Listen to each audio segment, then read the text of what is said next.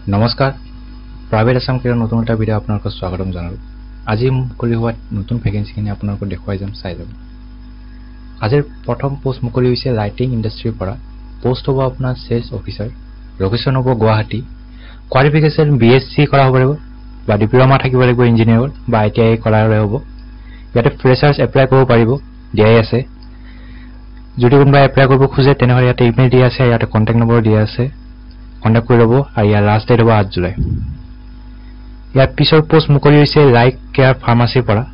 post হ'ব আপোনাৰ cells assistant qualification 12 pass লাগিব আৰু এজ হ'ব আপোনাৰ 30 ইয়াৰ্স এক্সপেৰিয়েন্স ইয়াতে freshers on experience candidate can apply মানে ইয়াতে ফ্ৰেছাৰ্ছ এপ্লাই কৰিব পাৰিব আৰু ইয়াতে কম্পিউটাৰ নলেজ থাকিব লাগিব দিয়াই আছে আপোনাক দেখাই দিছে স্যালাৰি হ'ব আপোনাৰ 8000 পৰা 10000 পাৰ মান্থ যদি কোনোবা এপ্লাই কৰিব খোজে ইয়াতে নম্বৰ দিয়া আছে কন্টাক্ট কৰি ল'ব ইয়াৰ লাষ্ট ডেট হ'ব 8 জুলাই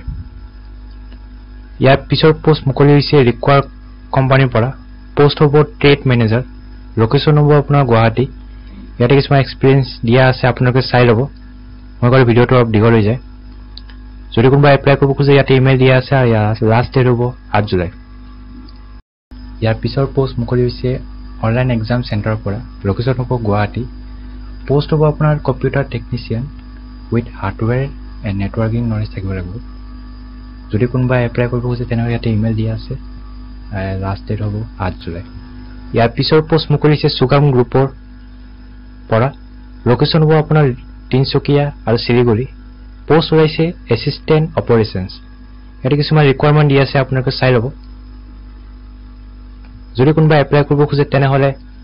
ইয়াতে ইমেইল দিয়া আছে নিজৰ বায়োডাটাখন পঠাব আৰু ইয়াত লাষ্ট ডেট হ'ব 9 জুলাই ইয়াৰ পিছৰ পোষ্ট মুকলি হৈছে নৰ্থ ইষ্টাৰ্ণ সিকিউৰিটি সাৰ্ভিসৰ পৰা পোষ্ট হ'ব আপোনাৰ এসিস্ট্যান্ট সিকিউৰিটি অফিচাৰ লোকেশন হ'ব Guwahati qualification graduate with professional qualification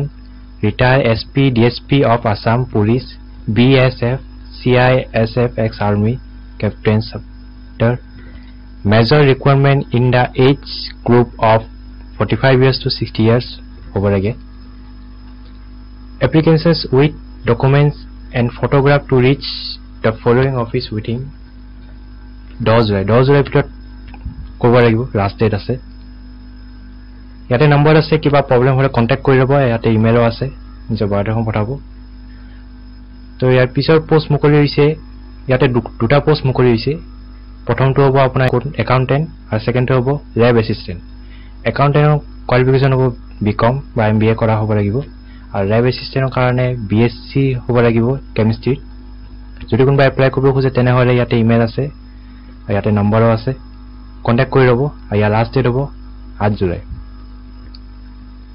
ইয়াৰ পিছৰ পোষ্ট মুকলি হৈছে